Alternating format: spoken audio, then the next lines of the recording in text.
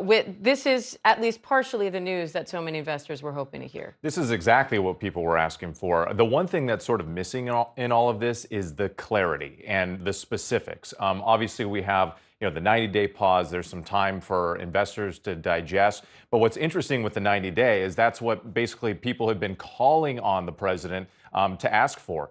This morning, we heard from Bill Ackman, who's a billionaire, who's a longtime supporter of Donald Trump's, who came out publicly warning about the effects of these tariffs. He put out in a statement on X earlier in the day calling for specifically a 90-day pause. We also saw Jamie Dimon with JP Morgan, who had been talking about the increased likelihood of a recession. So we see all of these people who President Trump knows very well, who'd been calling for this pause. We saw the markets reacting, hanging on every single word from the president, but this gives them time to figure out what's going to happen next. Now, one thing that we did see this morning, which I think for people from the outside looking in, it was a little bit confusing. Why did, after the tariffs were announced overnight, why did the markets kind of go up and down, up and down?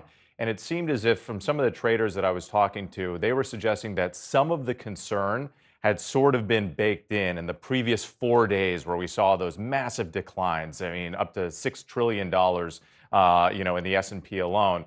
And so they were waiting. And that's why you're seeing it going up and down. Every little piece of news, every little hint from the administration about a negotiation, maybe some optimism, people were jumping in or people were jumping out. But this was that thing that they had been waiting for. But one piece of caution here, based on what I'm being told, is that, look, it's not over yet.